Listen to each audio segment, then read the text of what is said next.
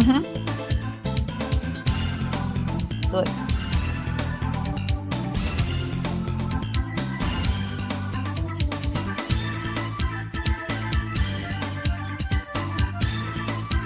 Hello, everybody! It is another beautiful Sunday morning, and you are listening to the Super Gamecast.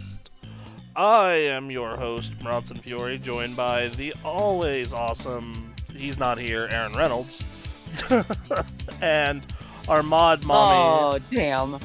Emily Hulslander, who is not visible on the video because she is having the internet problems because her apartment Wi-Fi is poo-poo. Yeah, it's unfortunate, but I'm here. Yes, so she's here though. And I'm excited to talk about the bullshit that's going on in the industry. Yeah, so Aaron is out in California house sitting for his friend still. And then we could not get another guest. They were all busy or off doing stuff. So we were like, all right, well, it's a two-man band today. Yeah. For a brief second, I thought it was going to be a one-man band when the internet issues started. I So, will find a way, god damn it. um, I mean, yeah, you did. Fucking Lord, man.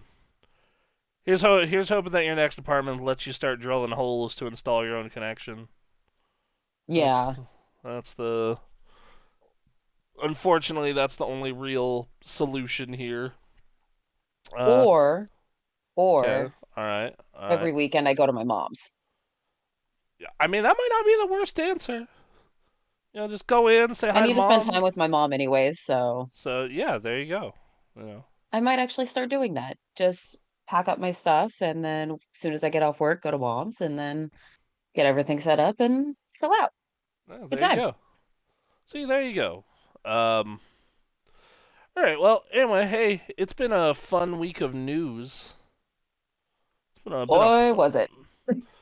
uh. So first, so last week we bagged on Sony, and we get to continue that tradition real hard this week.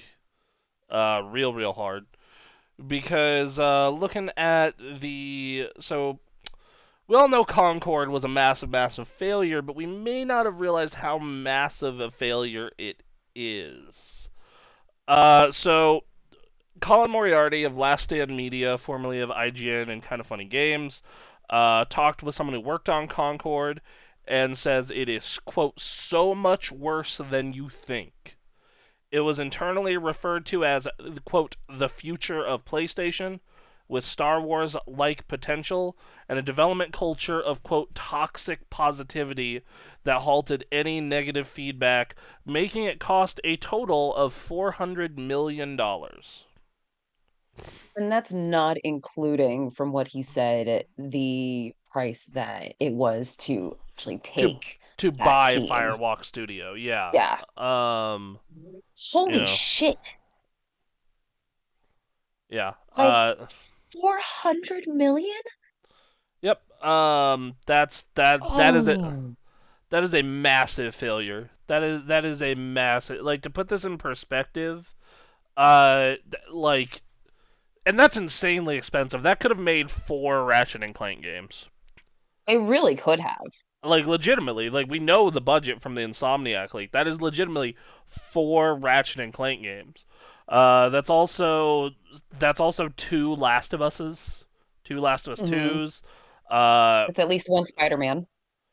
that is a Spider-Man, a singular Spider-Man plus a little extra. Yeah. There's like, dude, that's nuts. Like, I do not, man. Um, yeah, that is holy shit. That's such a bad, like. How do you spend? Like, I get it that you want to spend money on a new IP and you're ambitious about it, and it's something that you're like, you want to support that, and I agree. But dude, like, you don't throw $400 million at an unknown development studio making, like, I don't know what the train of thought was during this. Like, I don't get it. Like, it took years to get this out the door. Like, it took what? The develop on this started in 2016, right? Like, that's when that started. 2016, 2017 was about the time, and by first quarter of 2023, it was already an alpha. So, from, like, 2017 to somewhere between January and April of 2023, it was in development. Yeah, like it's yeah, man. It's one of those things where just like, why was the develop like? Because when you look at that game, that does not look like a game that's been devved for that long. No, it looks like it had been devved for at least 2 years, Yeah, like it looks like it, like, and I don't not know. 6. Yeah. Um. Um. And there's been a lot of comments about that. Apparently, you know, Sony has always been good at identifying what's going to hit and what's not early in development. This shows they may be losing touch with that. And yeah, it's, I don't know what made them go through with this. Oh, it's just 400 million, dude. That makes that the third most expensive game of all time. Yeah, That is and this was a giant fuck up on their part. yeah, like this is that's nuts. That's fucking crazy. Um, like, oh, so yeah, I'm like, no, man, that's, oh, dude, just, 3rd most expensive, and they fucked it up royally. well, Much yeah, as I love Sony, god damn it. I know, like, and you look at, like, I don't know what, like, how, well, I guess that goes back to the toxic positivity thing, right? Is like, I don't know how no one in the entire chain of making this game was like, these characters are flat and boring and unimaginative, because they are. I'm gonna pull them up on the screen now. Like, you look at, like, because when you look at the Overwatch roster, it is like, it looks cool. Like, I don't love Overwatch. Like, don't, do not, like, yeah, like, I don't love Overwatch, but it is undeniable that Overwatch's characters look fucking great. Like, they Absolutely, like, ugh, I could gush about the Overwatch characters for hours because 'cause they're yeah, all so different and they all work in their respective and ways. and they're Like, very. Oh, sorry, go ahead. no, I was gonna say that's why Overwatch is as successful as it is because of their characters. And like, Concord? What the fuck? yeah, like, I'm trying to find a like picture of the roster that's in like high res. Here we go. All right, I got it on Mm, Google Images. mhm. Like, you look at this roster and it's just so flat. Like, like, you look at this and it's just like, who gives a shit about any of these people? Like, it looks like someone went to a thrift store and said, "Okay, make thrift store Overwatch." Girl in the top right looks okay. She looks kind of cool. The rest of these, like, who the What the fuck fuck? would care? These characters don't look fucking cool or interesting, and the color palette looks weirdly washed out. And then, like, Mhm. you pull up Overwatch, right? And that, because that's their primary competitor, and they're and like what those characters look like. And it's like, yeah, these characters have a lot of style. They look all like, they're likable. They got a, like, Overwatch is not a great video game in its current state, but those characters are just incredible. The design is incredible. They look incredible. So, and you're trying to compete with that with just the most flat characters of all time, and then it's like, okay, well maybe the gameplay hook is interesting, but it's not interesting. It's five other shooters mishmashed together into something that like no one asked for. And that's not true. That no one fucking asked for this shit. Um, yeah, and We might have been asking for it a few years ago, but like now when there's so many shooters and all that out there, like I think that no, we don't need this. if you put it out like 3 4 years ago, you maybe being the key word could have you maybe could have salvaged it. You could have like done some interesting stuff with it, but like now, no. And the thing is just Exactly. there's some people that are defending it, saying like oh come on, it's not that bad. It's like no, because here's the thing: there's another Overwatch clone coming out later this year, and we're all pretty fucking stoked for it. Marvel Rivals, you Oh know, yeah. and that game looks fucking awesome, and yes, I realize Marvel, it has an inherent advantage in the fact that it's Marvel. But on the other hand of that, when you look at the way they stylize these characters, it looks very goddamn cool. Like their version of Iron Man looks awesome. Displayed on the screen right now. Their version of Jeff the Land Shark. Their version, Looks so good. yeah, like all of these look cool. Your first instinct, Groot. Oh my God.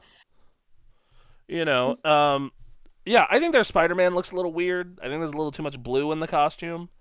But like even then, it's not Yeah, I would bad. have toned it down a little bit with the blue, but otherwise that looks good. Yeah, like all these characters look cool. And I think that's an important distinction compared to like for that kind of game. When you're making a game that's like either a MOBA or a hero shooter, something or a fighting game, you need to get a lot of like the characters need to pull you in just by how they look Hmm. immediately. Like when you pick up a new fighting game, unless it's like a property that already exists, like Dragon Ball or Marvel, you need to be able to look at them and go, "Oh, this character looks awesome. I want to try them out." And Right. any good fighting game has that. And same thing with MOBAs. Like when you boot up like League of Legends, when you look at the League of Legends roster, holy fuck, it looks awesome. It looks All those so champions and all their different skins, it's like poetry at this point. It looks yeah, so good. yeah, like I pulled it up on the screen and like look at this shit. Holy fuck, this looks awesome. Every I don't even character. play League and all this looks good. Yeah, like I don't play League because I'm not a terrible human being that's toxic as fuck. But like That's fine. but yeah. So it's like like when I did play League, I played Garen. Garen's fucking awesome. Like when I like you get this really cool vibe from these characters, versus like once again Concord just flat, boring, and then from a gameplay standpoint, not really interesting because it's hey, we took some of the ideas from Destiny PvP, combined it with Overwatch and little bits of other shooters, and I don't know, here you go. And like my response to this is legitimately like, so just go play another shooter? Go play like a more polished, better shooter? Like go play COD, go play De- well, Destiny maybe not much these days, but go play like Marvel Rivals is out soon. I mean, Overwatch is not horrible, but like I feel like this game like their previous president Jim Ryan did a real hard push on live service games. Like he even said we want to do 12 live service games in 6 years or something like that. Um, It's yeah, okay. So it had 12 planned live service games, and it planned to launch 6 of them by March of 2026. Well, hey, we got Foam Stars, that was a failure. We got Concord, that was a failure. Helldivers was a win, even though it seemed like everything they were doing was going to turn it into a failure. Um, yeah, and it just seemed like that was their plan, is to like go big on live service, but almost none of those worked out. And they bought Bungie to be a live service studio, and as we reported a couple weeks ago, that's a fucking train wreck. Um, Mm-hmm. and the thing is like I'm not inherently against live service games. I played the fuck out of Helldivers too. Yeah, you did. Like I played I play fighting games. Fighting games are all essentially live service games. Like Yeah. they have a local component, but that's not what people play the most. And like I play World of Warcraft. I play Halo. So it's one of those things where it's like, okay, like there's, I'm not against live service. I'm against like either exploitative live service games and bad live service games. And this was not a good live service game. It had no reason to exist. It was there to just be the PlayStation Star Wars, but it had none of the like yeah. And then Bungie is being Bungie. We'll see how Marathon turns out next year. Marathon might be a win for them, but we've heard the stories about the inside of Bungie right now, and Mm-hmm. it's not looking great. Um. So yeah, yeah, dude. The $400 million. That's so insane. That's so insane. That's so much fucking money. It That is. They could have used that for other better things, like oh, they could have used that to subsidize the cost of the PS5 Pro, so they could have sold it at a they really loss. could have. They could have done a lot of shit in regards to that, but it just you know like I They spent it on this. yeah, and the thing is like the problem with the live service model is if your game doesn't hit and you're not committed to turning it into a hit, then it's literally just a money sink. And I know what publishers are doing because they're putting out a ton of live service games in the hopes that one of them hits really big because it makes a shit ton of money. That's why. Because one live service game can pay for all the failures and then some, provided that you get a hit. Like if you can get a like Overwatch level hit or a Fortnite level hit or that kind of hit, then you're going to make up for all your losses and then some.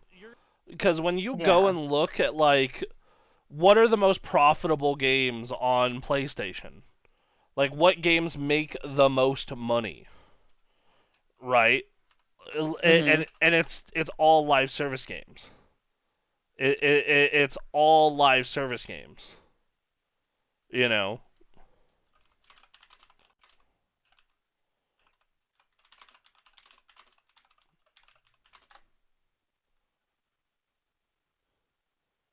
Hello. I'm here. Sorry, I was spacing out for a second. Wait, I always thought that their best sellers were their first person, or not their first person, but their Their first party titles. yeah, their first party titles.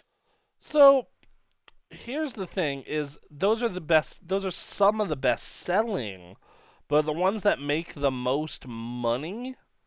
Because here's the thing: in the case of a live service game, you don't just make it on the sale. You make it over the course of time because of microtransactions. I was gonna say because Because of the microtransactions that help them boost the money that they're making for that game. you know, like that. That's why. Um. So, so yeah, like that. That's exactly why. And you know, like that. Yeah, I'm you know. So yeah, like that. That's just what it is. It's just like you look. It's like Genshin, people buying skins and characters and doing the gotcha lottery. Not FF14. Get like GTA, people buying GTA Shark cards. Mhm. Um, like it's one of those things where you know, like it's just that's what makes the money. You know.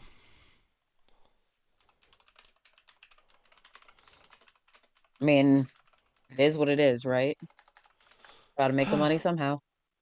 um, you do, but also it's still very much a bummer.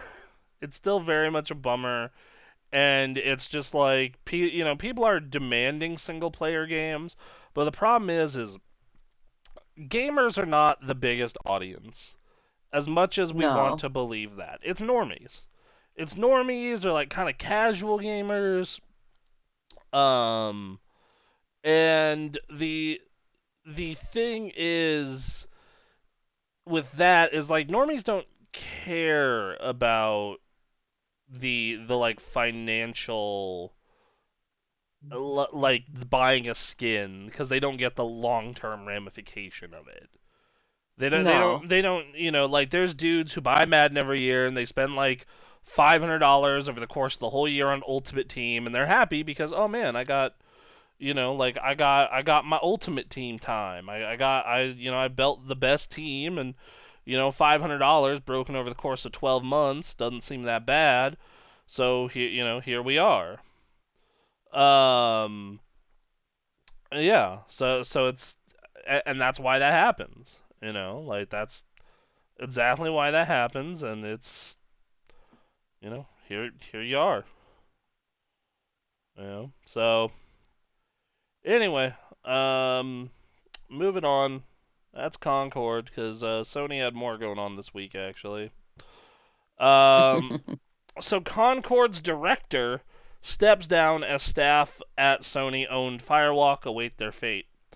Following Sony's shock decision to haul live service hero shooter Concord offline 2 weeks after launch, its game director stepped down, with some staff concerned about the future of the studio. Kotaku reports Ryan Ellis, who served as Concord's game director since 2018, has told staff he has stepped down from the role and into a support function.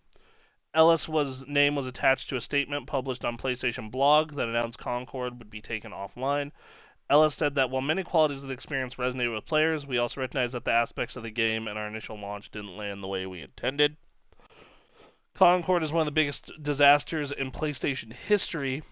After its costly development, the first person PvP shooter launched on August 23rd at a $40 price tag, and its sales were shockingly low.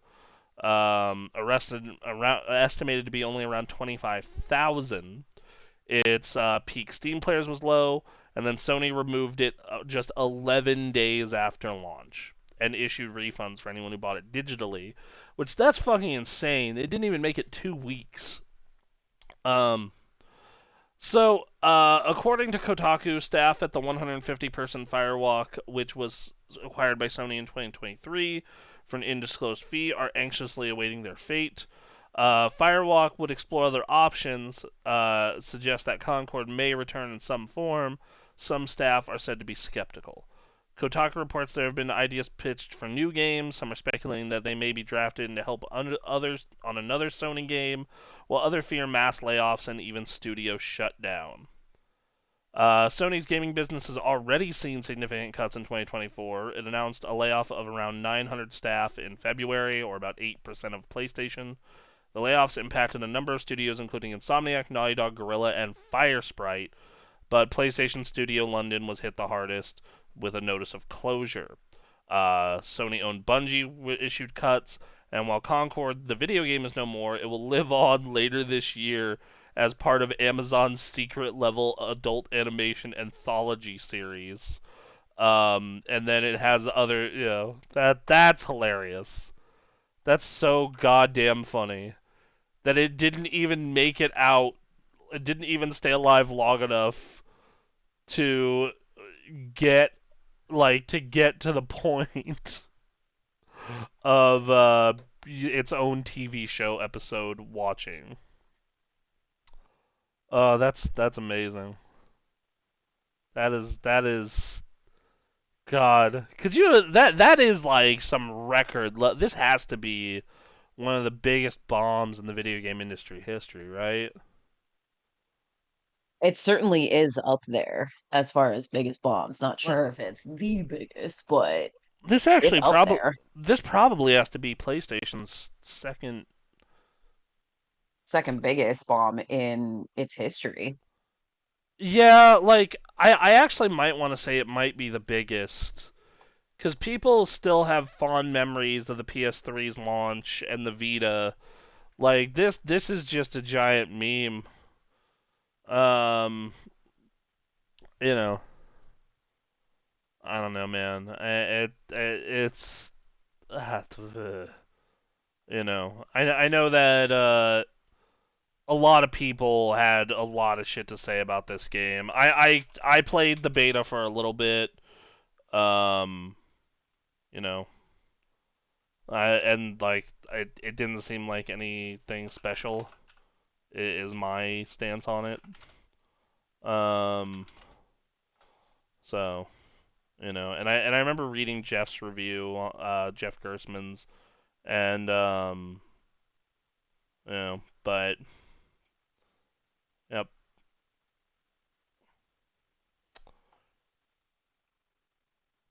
Hello, No, you I'm cut out. here. I'm just shaking my head like one of this is rough. Not only for the studio, but for everyone involved. Like it's like it said, there's some that are skeptic that they're not gonna have a job for much longer because they've seen everything that's going on. They've seen the layoffs in various studios. They've seen I, everything that's going on with this game. And also, God, what was it? I lost my train of thought on that one. But still, like they know. They know. so you know, I think that, and this is a big if. This is a very, very big if. I Hmm. think you could salvage this game. I think you could. Okay. You would have to make it free to play. You would have to completely re-overhaul the art style and the tone. Like you would have to make significant edits to all the characters to make them more stylish and interesting. And then maybe you could like start to get some popularity and get it going. But even then, I don't think it's financially worth it. I think Sony's just better. Like Sony's never gonna remake the money on that game. Like that just isn't happening. They just are not gonna make their money back on this. So they in all honesty they might just be better taking the tax write off. You Yeah. know, like that's all I can think of. It's super funny that it's gonna be in that Amazon Prime Video thing. Oh, that's Which super fun. it's coming out after the Game Awards Yeah, or around that time frame. which that So, that's cool. And yeah, having this animated series about all these game series, so it looks like like looking at it looks like hold on, fast forwarding. Yeah, so it looks like you got God of War in here. It looks like Halo's in here. It looks like I think that's Starfield, Cyberpunk. There's Call of Duty. There's a lot of games in here that are like beloved, like Mega Man. But like man, God of War, Sifu, and then you Perfect Dark, Unreal Tournament, and then you look at goddamn on court. Oh man, Rough. that is. Yeah, man, that's real bad. That's really bad. That's so like your game couldn't even make it 4 months to get to the TV show. Like my God. All right, all right. I don't know. I think that Sony's gonna filter probably some of those people into other teams and shut down the studio. Either that That's or what like I'm thinking. it's either that or make a new game from scratch. It's like make a new game. Hey, we're gonna give you a mulligan. We're gonna put a new studio head in charge and go from there. That's all I can think of what you should be doing in that situation. Yeah. But yeah. All right, so we got some good PlayStation news, or like sort of good, like borderline good. Uh, they actually are doing a 30th anniversary edition console. For those who are watching the live stream version, could you ban that gentleman who's advertising in our chat? Thank you. Can do.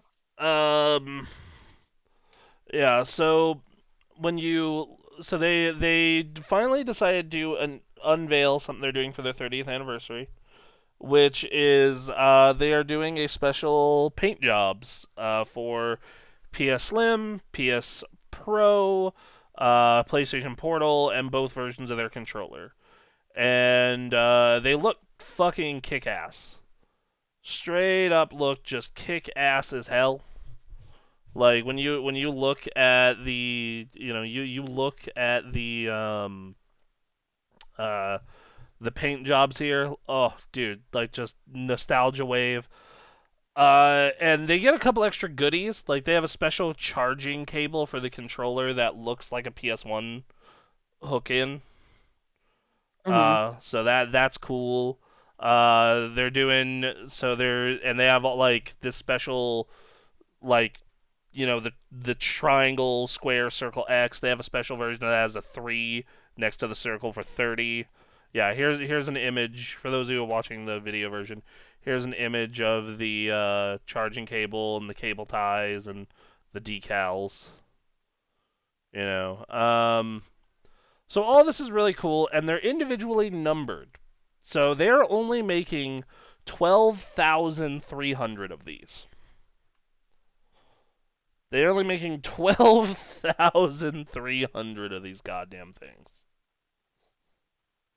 I mean, for us collectors, that's we kind of have to get in on this. But I but that's like Jesus so Christ. and the reason is they wanted it to be special and they wanted it because well it came out on the first PlayStation in Japan came out on December 3rd, 1994 and it was came out in America September the following year. I think that both of these models look great. Like they both look awesome. I love Yeah. the little 30th anniversary tag. The Pro is only getting 12,300 units. I don't know how many units the Slim is getting. It doesn't. It's not numbered, so I assume there's going to be a lot of the Slims out there. Hmm. So there's that. And then the controllers and the portal and everything. Those are all going to be like readily available. It seems like. Though knowing Sony, probably not, because every time they put out a special edition controller, it's gone in seconds. Um, Yeah. you know, I tried to get the Spider-Man controller. No. Tried to get the Astrobot controller. No. You know, No. I guarantee you that I'm gonna try and get one of these, and no. They're even doing special boxes that look like the original PlayStation box. Um, Mm. Hmm. nice little touch. Yeah, this thing's really cool. They come in these big bundles that have a lot of shit with them. It comes with all the stuff with a PS5 Pro, along with a charging station, a console cover for the separate disk drive, a vertical stand, and some collectible items. And I don't know. If the regular PS5 Pro is $700, this thing's probably gonna be like 800 to 950. This thing's gonna be fucking Least. expensive. This thing's gonna be fucking expensive. And then same thing with the digital. The digital is 450. This thing's probably gonna be 556. Controllers are probably gonna be the same price. Like I'm gonna try and get one of these controllers. They look I want to great. try and get one of these controllers. Yeah, like they look awesome. I like on the one hand, I think it's cool that they're doing a limited edition. On the other hand, I think that holy shit, why are you only like? Wouldn't it make more sense to make 120,394 of them then? Because it came out in 1994? For December 3rd, yeah. Yeah, instead of 12,300? 300, Yeah, like wouldn't it? like, Yeah, because like at make that make sense. at 100,000 units, like at least some people have a chance. This is a scalper's wet dream though right now. It really Um, is. yeah. This is like, oh, there's only 12,000. I can probably upsell this to like 3 grand. Um, there are a lot of comments about this being awesome, and then there are some comments being like, no disk drive, 30 years of history making consoles built with disk technology, and still no disk drive. Uh, That's haven't some an, shit. haven't announced the price yet. Brace for impact when they drop that PS5 Pro LE pricing. Mm, Um, you know, everyone is excited at least, unlike the PS5 Pro reveal when it was mixed at best. That's true. Yeah, yeah. I do think that someone respond to this. The current trajectory of the PlayStation business model is unsustainable. The game budgets are way too high to produce, and the ROI is far too low. PlayStation makes more gross profits than Nintendo, and Nintendo makes twice the net profit that PlayStation does because they release a number of lower budget games. When each studio, you need to break up into multiple teams working on a variety of different projects, some more depending on what you need. But you need to get back to studios that produce games that aren't PS4 remasters, except for Bloodborne. The only remasters most fans want are PS1, 2, 3, PSP, or Vita. Revive some old IPs. Team Asobi can make a Legend of Dragoon remake. These budgets for games must be lowered to around 50 million, around the average cost of a PS3 game. I actually disagree on that. A combination of inflation, a combination of inflation and just 4K and better graphics and better tech has made shit wildly expensive. I think that you could cut down to like 100 million. Like Ratchet and Clank was an $87 million game. I think that what you need to do is reduce scope. Like there is no reason the map in Horizon needed to be that absurdly huge. No. Like that, like I went over this with Anthony in the first Game Cave episode. It feels like every publisher is, look at it, we made the biggest fucking open world imaginable, and this game is 100 hours fucking long. And it's like, dude, Jesus. I don't fucking care. I don't care. I want a good game. I don't care if your open world is fucking huge and you jerk off to it. Yeah, no. No one No, gives a shit about that. like the only team that can get away with that is like Rockstar. And that's because their worlds are both that huge and insanely detailed. Yeah. So, yeah, like this next one, use AI to drastically cut down on building models and open landscapes with randomized generation.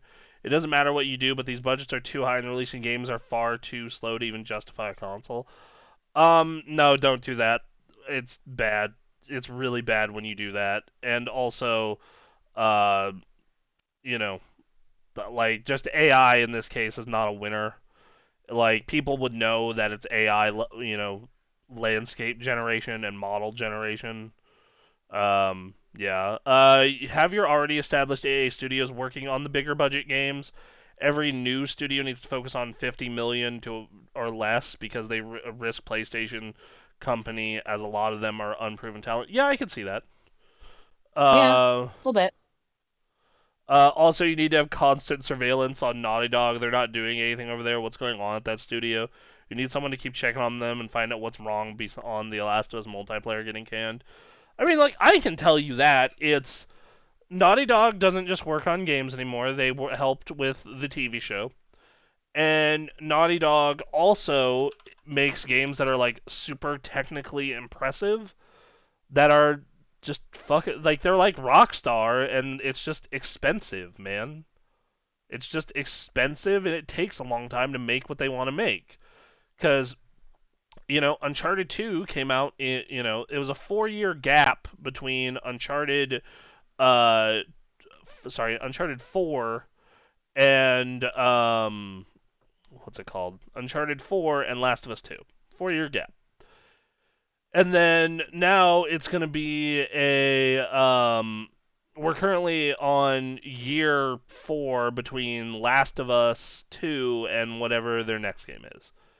And you're like, well, why does it take so much longer? It's like, well, you had a pandemic that kind of disrupted shit in the middle of that. That's the first thing. And then this, Mm-hmm. so yeah, that's your first one. And then second is just cost, dude. Like, it just takes longer to do things. You had a pandemic kind of disrupt shit as is, and just, yeah, like, that's it basically. Like, it's just, and that they're doing these, like, insanely detailed games. I have a feeling that we're gonna get a reveal from Naughty Dog next year, but I also don't know how many people were working on that Last of Us multiplayer game that got canned, right? Right. Like, how many people were working on that? Because I honestly don't know, and that could be a big, big part of why that's happening, you know. So yeah, so we'll see. Also, I have it pulled up on the screen. They have an Astrobot blanket in the PlayStation Store, Want it. and I want it yeah, so bad. Like, oh my God. how much is this? Fuck, I might buy that. $40. That's not bad. Anyway, Well, that's nothing. probably just a throw blanket, but still. So it's just Eh. like, okay, they're putting out, like, remasters of their old games because, one, it helps their new people get integrated into the team and understand their tools and their processes. And Mm-hmm. two, it's a way to make some money, man, while they get other stuff done. So it's, here's hoping that soon they put out the next Uncharted, the next Last of Us, their new IP, whatever it is. Like, that's, yep. All right. So, I don't entirely disagree with this comment, but it's like, it kind of feels like it's from someone who doesn't fully understand what they're asking. Um, this comment's just obviously doesn't understand technology. If Sony is feeling Mm-hmm. nostalgic, why not offer full disc-based backwards compatibility with PS2 and PS1 right now? A lot of people would love to replay all their old games on PS5 Pro newer systems. Why not revive some of your dormant IPs like Legend of Dragoon or MAG? MAG, that's a name I haven't heard in a while. uh, A or deep cut. Uncharted or Killzone. There's so many beloved games people want to play. They're stuck on the hardware.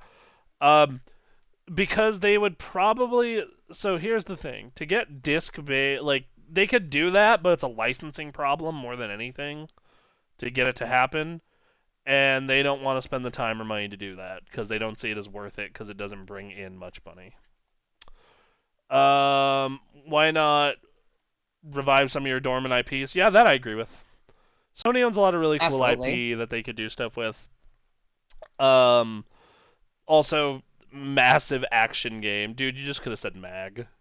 For those of you who don't know what MAG was, by the way, MAG was a PS3 game that was like was 128 players versus 128 players, and it was known as the most shoot people in a console shooter. And it was a very fun game. It was very cool. It had a lot of unique ideas. Um, you know, it definitely felt like a lot of the time though that, like, you didn't get to always see the scope of the scale just because everyone was kind of off doing their own stuff. But yeah, Mm-hmm. Um, all right. So moving forward though, so that's their 30th anniversary console. I don't know. I think that if it was like not going to be a complete nightmare to try and get one, that would be the pro model I'd try and get. But I already know that thing is going to be gone within seconds of going live. Just seconds I of would going not be live. surprised. So yeah, I don't know. Um, you know, it's cool. I'm gonna try and get a controller. Um, all right. Moving forward though, finally done with the PlayStation news. Uh, Nintendo is suing Pokemon with Guns video game firm. Nintendo and its partner, the Pokemon Company, have filed a legal case against the maker of the hit survival adventure game Pal World over patent infringement. Pal World quickly earned the nickname Pokemon with Guns when it was first revealed in 2021. Just after the game's release in January, the Pokemon Company said it would investigate copycat claims. Pal World developer Pocket Pair Incorporated acknowledged that the lawsuit in a statement on Thursday and apologized to fans for any worry or discomfort it caused. Pocket Pair previously said the game had passed legal checks, but Nintendo is known for fiercely protecting its IP and brand. Pokemon said in statements posted on their website that Palworld infringes on multiple patent rights. The lawsuit seeks an injunction against infringement and compensation for damages. Palworld has become a major hit with more than 25 million players within a month of release. Like the popular franchise of Pokemon video games, it centers around collecting strange creatures with different powers. Pocket Pair's website describes the game as seamlessly integrating elements of battle, monster capturing, training, and base building. Players known as PAL tamers travel around a large map battling human foes and creatures known as PALs, which can be captured and recruited. The monsters can either fight alongside the player in battles or put to work at base crafting supplies and items in the field. Nintendo told the BBC it would refrain from commenting on topics that relate to the content of the lawsuit. The company has a track record of suing organizations and individuals which it feels have infringed upon its IP, said gaming analyst Pierre Harding Rolls. He told the BBC its latest lawsuit continues this trend and reflects the importance of the Pokemon franchise to the gaming giant. Nintendo is part owner of Pokemon and the Pokemon franchise, and the series of games are linked to Nintendo's console business. Earlier this week, Pokemon reportedly won a $15 million legal fight against several Chinese game developers accused of infringing on its copyright. Pocket Pair, meanwhile, said it was truly unfortunate that as a smaller independent developer, it would now have to allocate time and resources to a lawsuit rather than Pal World. However, we will do our utmost for our fans and ensure that indie game developers are not hindered or discouraged from pursuing their creative ideas, it added. I don't. On the one hand, it's shitty Nintendo is doing this. On the other hand, like, it is very easy to look at some Pal World characters and go, that is That literally looks like this particular. yeah, it's like this literally looks exactly like this Pokemon. So I don't know, man. That's I'm curious It's to see. fucked.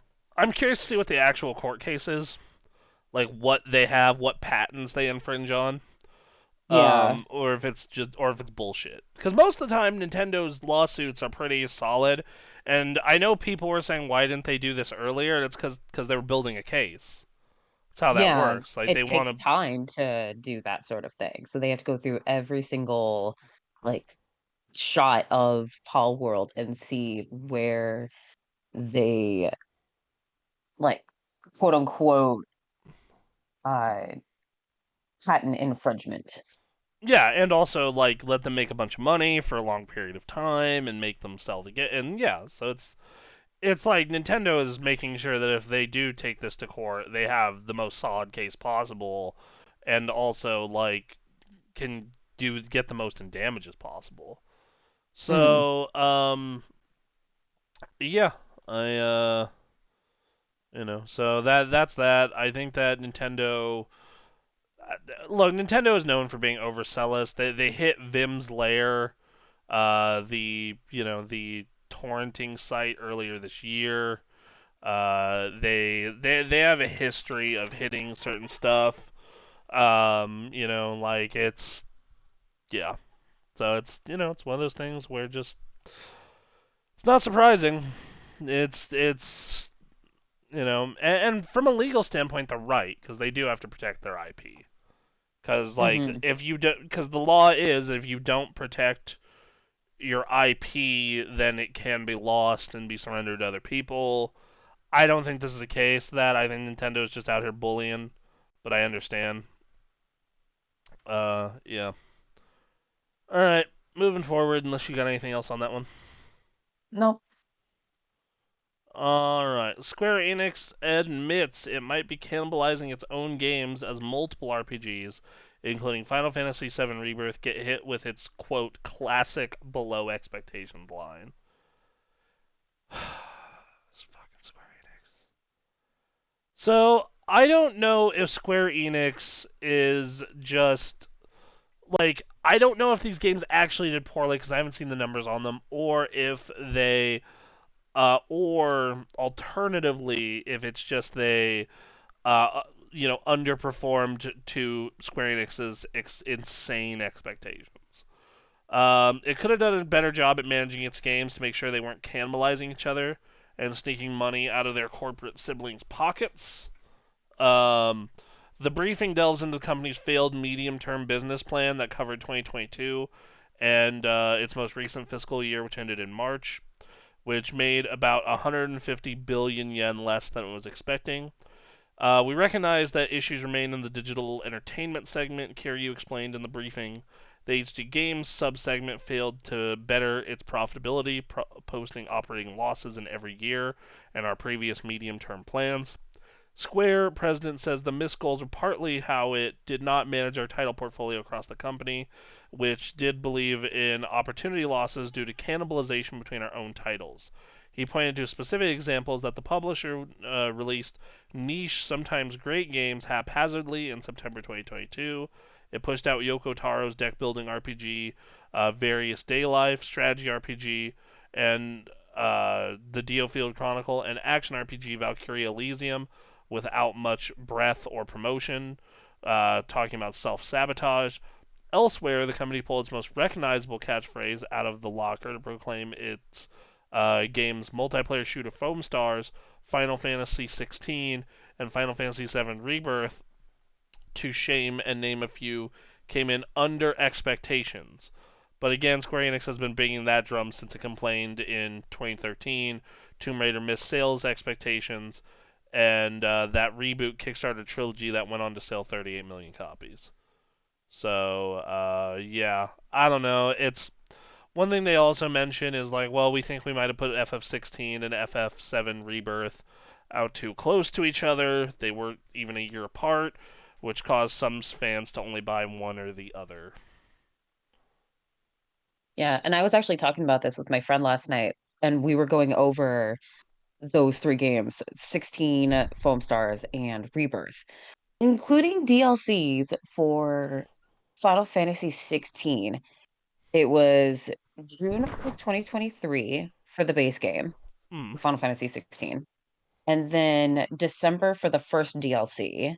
Then that next January was Foam Stars. February was Final Fantasy VII Rebirth, and then April was Rising Tide for Final Fantasy 16. So there was little to no space. Yeah. I What they it, should have done, what they should have done was keep the Final Fantasy 16 and Final Fantasy 7 release dates and then push Foam Star in the year. I honestly think that what they should have done is push Final Fantasy VII Rebirth out even more. But they probably had a co-marketing deal with Sony where they couldn't do that. Um, Boy, so that's my opinion. Cause I mean, if those games are long. They're not short video games, the and I slightest. and I feel as though like if you played I got done with Final Fantasy 16 and I was very content. I was like, hey, that was 55 hours. I did a lot of the side content. I had a great time. I got the super duper awesome weapon that you can get in the first playthrough and armor. And it was great. I had a great time. That's my favorite Final Fantasy since 10. It's a fucking great game. Highly recommend Final Fantasy 16. It is like the first time that I've gone through a Final Fantasy since 10 that was a mainline one.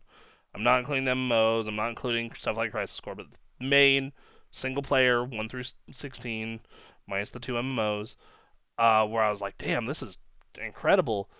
I still haven't played the DLCs yet because I was content, and then I played Seven Rebirth, and that game is so unbelievably needlessly padded. That game is so unbelievably padded. It has so much fluff that I reckon when I remember when I recommended that you play it, like just beeline the story mode outside of stuff you need to progress. Like the side content is cool and there's some really interesting side content stuff, but it is most of it is just filler. Very pretty, well-made Yeah. filler, but it is filler and it gets tiring. Like by the time I got through the third map, is like I am tired of this shit. I'm just gonna get summons in the story. This is not. It is not worth my time to wander through these giant fucking fields and do this shit. Um, you know. Oh yeah, I forgot. Who did you get in the date scene? I forgot who you got. So I did either Aerith or Tifa. I got the boys, basically. That's awesome. I love it. I love it. So it was me, Sid, Vincent, or not Vincent, Kate Sith, Nanaki. And I was Nice. just like, I'm okay with this. Yeah, I'm hanging out with the boys. This is good. I got Barrett, and it was basically Barrett being like, "Y'all need to get a girlfriend. Y'all need to fix this shit with one of the ladies." And like, He's not wrong though. He's yeah. not fucking wrong. Well, I was trying to get Tifa, and when I realized I wasn't gonna get Tifa because I wasn't responding to dialogue the way she liked, I was like going to go for Aerith. But then in like one of the ending dialogue choices, I said something Barrett really liked, and that put him just ahead of Aerith. And I was like, well, that Edged sucks. out. Well, Uh, shit.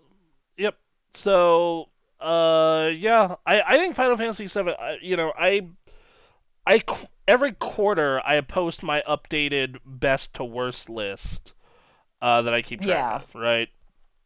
I post an updated best to worst list, and I remember that like people thought I had Seven Rebirth kind of low, and I'm like, well, I don't think it's a bad game, and I think it's visually amazing, and like I love the combat, but like yeah, man, it's kind of fucking padded. It's really padded, and like it has like pacing problems out the ass. Um, and Mm-hmm. and yeah, like I just didn't enjoy it as much as I enjoyed Tekken, Helldivers, Astrobot, Like a Dragon, Infinite Wealth. You know, Infinite Wealth was so goddamn good. Yeah. So yeah.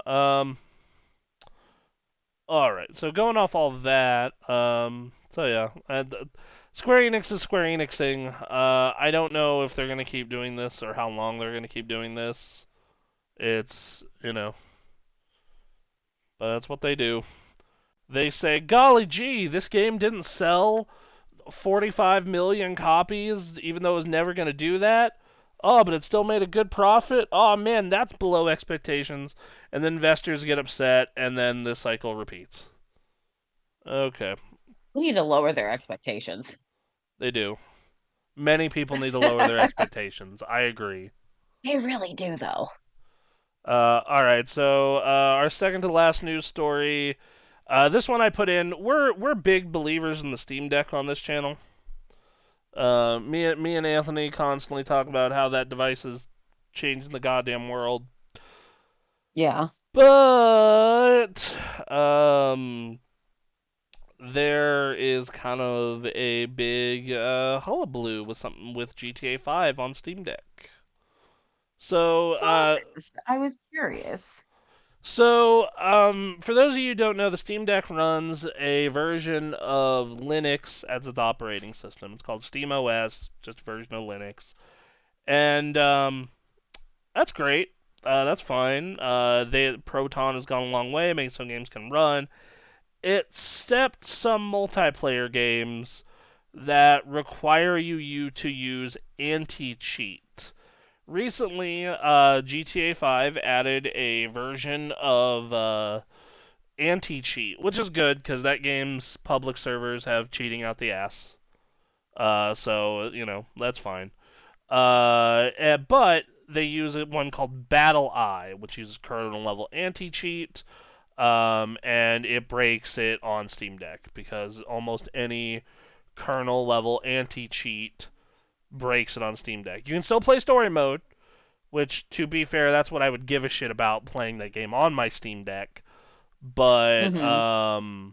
yeah. Also, I love how Rockstar and Take Two completely pawn this off on Valve.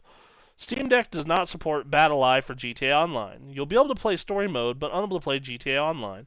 GTA 5 and Online are not officially supported on Steam Deck, and all technical support questions should be redirected to Valve's Steam Deck support content and community.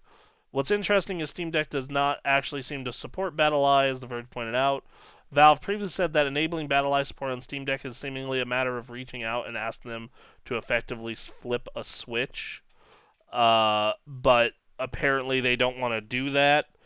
My guess is because Linux people and that kind of thing is prime hacker territory. Um, yeah, this sucks. Like, this is consistently one of the most popular games on Steam Deck. And, I personally don't give a shit about GTA Online, especially on a handheld. But on the other side of that, like, this still sucks. And I think that well, not developers would probably put their game on anything, but publishers really need to stop with this bullshit, quite frankly. The Steam Deck is an awesome device. I think playing GTA on it is awesome. That same thing with Metal Gear: The Phantom Pain and a bunch of other great games. But like any time that I I would love to play you know Call of Duty on that thing, but you can't because they anti-cheat, and it's you can get anti-cheat to work on it because Microsoft does it. Halo has anti-cheat and it works fine on Steam Deck. I have played Halo multiplayer matches on my Steam Deck, And it so works. yeah, it So works. It works great. It works super well. So I don't know what they're thinking in that regard. Um, so yeah. You know. This is such a bummer move. I really want one. I want the Steam Deck to sell as much as humanly possible, so developers have to support Linux more, so we can all gamers at least, can collectively tell Microsoft to go fuck themselves. That's one hope I have. That's a hope I have deep in my heart. right. But yeah. So I don't know. It's PC handhelds are cool, but and I do think that they can be mass market, but I think that a lot of people are do not feel the same way. So all right. So last bit of news is hey, the Wosler is still Woslin. The Justin Wong, the story continued from last week into this week. Um, Justin Wong is going out and just whooping the shit out of people in Marvel all week. He got to number one on every platform, so there was that. so he and Beware the Wosler. yes, uh, well, this review on Steam was amazing. Got back from a long, exhausting day of work, decided to give this game a look. Lo and behold, some sweat named Wosler popped out, heard him yelling on the mic, putting the fun in refund. Ruined my night, we'll be refunding the game. Because apparently Justin didn't. The game leaves your mic on by default. So the entire What? time so the entire time he's been popping off and doing shit, his mic has been on. Oh God. What? Uh, Oh my God. it's like Christmas. It's like Christmas. Uh, I mean, Poetry. um, you know, this game wanted to preserve the true experience of Marvel 2, and I don't think there is anything more Marvel 2 than Justin just beating the shit out of everyone in Marvel 2. There is nothing more Marvel 2 than Justin Wong kicking everybody's ass. His tweet though is hilarious. Which Started one? playing PS4, the one dated September 13th. Started playing PS4 Marvel 2 this morning. Didn't touch grass, but y'all thought rank was safe on PlayStation Network. Coming for you soon, Switch. And it shows him at number one on the rank leaderboard for Marvel vs. Capcom 2. Yep. And then Just yeah, it's a showing them how it's done. yeah, like he bought let's see, he bought the Switch version. He bought the Switch version and was just like, "Hey Switch fans." And then I just love the tweet from Maximilian, dude. Justin, please, we're trying to free MVC2, not put it back in prison. Um, yeah. Uh, this is a fun little FGC story. I hope that like it didn't, So yeah. I hope that didn't ruffle too many feathers and too many people didn't refund the game. Yeah. But yeah. So I think that's it for the news. Uh, we are on to we're on to what we've been playing. Hey M, Mm, what you been playing? It's been a week. You played video games, I assume. a little bit. I haven't been playing too much because Okay. of work and all that. Mhm. I did play this one game that's been trending called Undefeated. Undefeated. I've never heard of this. Yeah, Go on. it's like this weird Superman-esque game where you're basically protecting this little island, like metropolitan island, from crime and fires and all this stuff. And as you battle through everything, you level up to these two boss fights. I'm on the second boss fight, but I can't get past a certain point. So I'm like trying to level up as much as I can Mhm. before getting to that. And you get special power ups and shit like that. So it's interesting. It's fun, Okay. but Um. that's about it. Okay. I did World of Warcraft. The Mythic Plus season started. I'm a little bit past halfway to KSM. That's not exactly hard. You just need to do almost every dungeon once.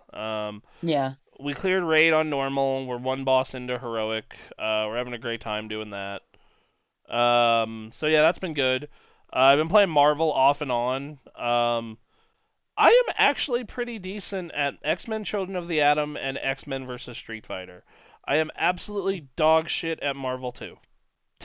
I love the game Nice. though. I also like how there's this etiquette in Marvel 2 where it's like, okay, we all agree that the top tiers are better than the roster.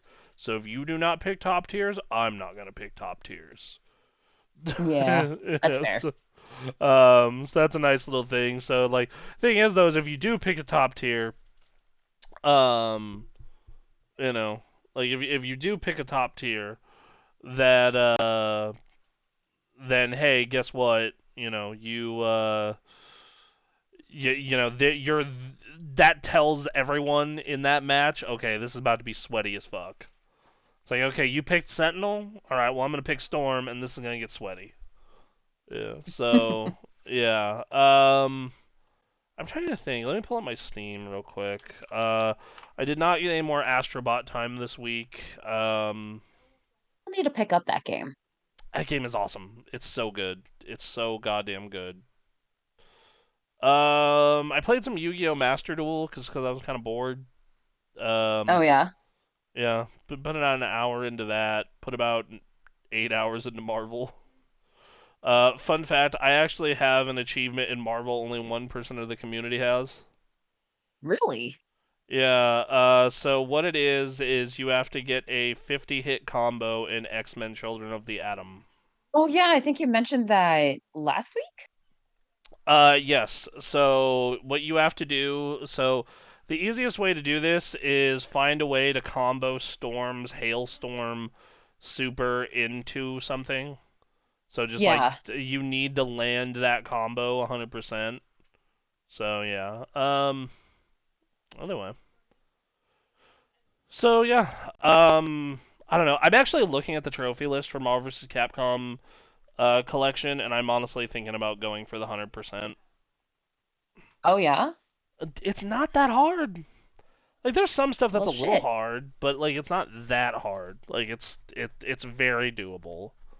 And I think that'd be really cool to have two of the games on my Steam being 100% be Dragon Ball Fighters and the Marvel collection. I mean, if So, you're gonna do it, go for the fighters. well, yeah, I'm working on that one already. That one I only have one achievement left on that, which is just a currency farm, which is just play a shit ton of matches until I have to 20 million zenny. I'm currently at Holy four. shit. I'm at 14 million currently. Oh, so you're not that far off. It's gonna be a long time still. But Yeah.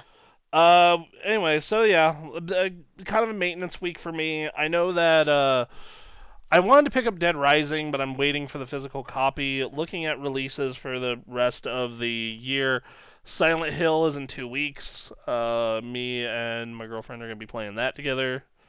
And then after Silent Hill is that Dragon Ball Sparking, and then I know we're gonna be Mm-hmm. doing Call of Duty as a group because it's on Game Pass. So it's hey, it's game season. We're gaming. Let's go. Game time. Um, yep. And then we got a comment on the last podcast that got posted and was on there for a while. Solid Kratos says, definitely excited for Space Marine Warhammer 40k 2. Yeah, I want to play that game, but I want to see if it makes it to December.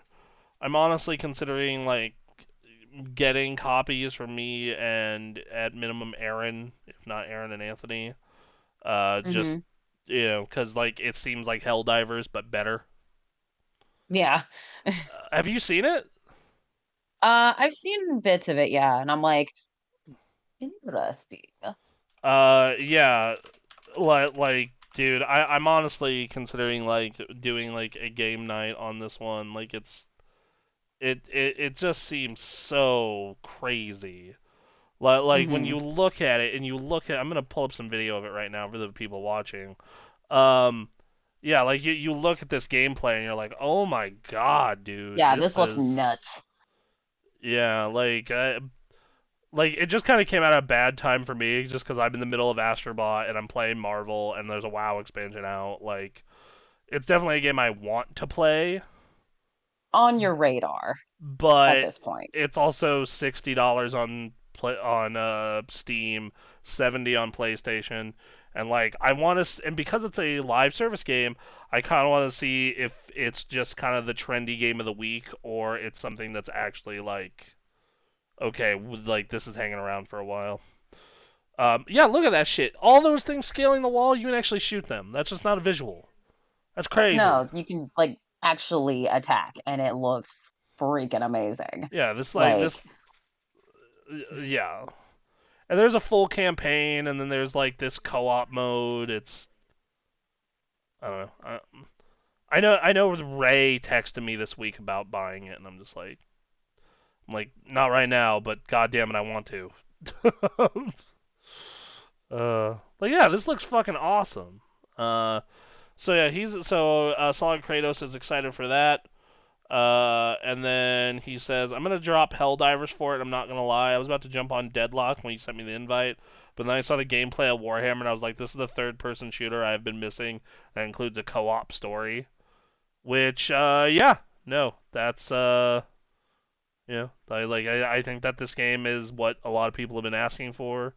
I think it has a lot of the it has a lot of the Helldiver stuff in terms of like Helldivers has all the goofy like for Super Earth democracy, and this has for the Imperium, for the Emperor, brother. Right. Yeah, it's fun pretending you're in a cult. It's also funny like the amount of people who play both Helldivers and Warhammer that don't understand its satire, and it's a little sad. But I feel um, like that's for the hardcore nerds. I don't think it is. I think it's very blatant, and there's just people who are not media literate. Yeah, So, that's fair too. um, so that's my take. Anyway, thank you, Kratos, for the comment. We'll be also, hey, podcast is now on the Spotify and the Apple Podcast again. It's just I need to go about, please keep watching it on YouTube because that's our biggest way to growth. But, Yeah.